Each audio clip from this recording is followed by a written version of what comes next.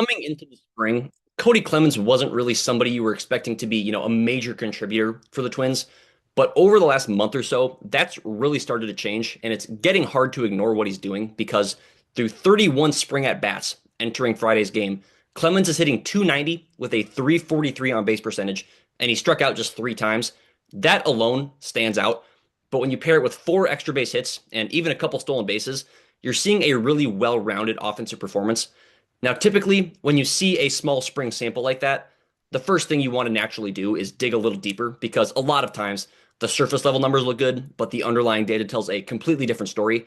In this case, though, excuse me, that's really not what's happening because I would argue that Clemens' underlying numbers are even more impressive than his results.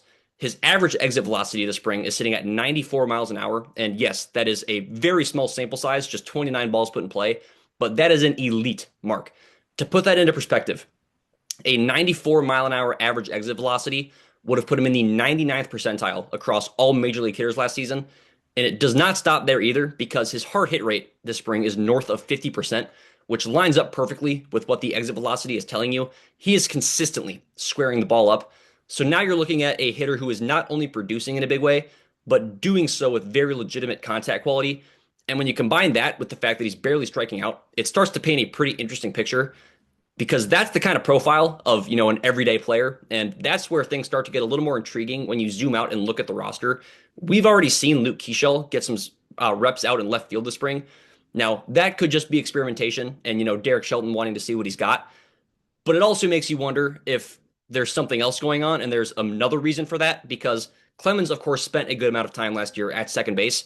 And if he keeps swinging the bat like this, that could mean the Twins are looking for other ways to keep his bat in the lineup. Because if Keeschel can handle some time in the outfield, that potentially opens things up. And if that happens, Clemens would become a really, really interesting option to slide in. Now, does that automatically mean he's going to be locked into an everyday role? Of course not.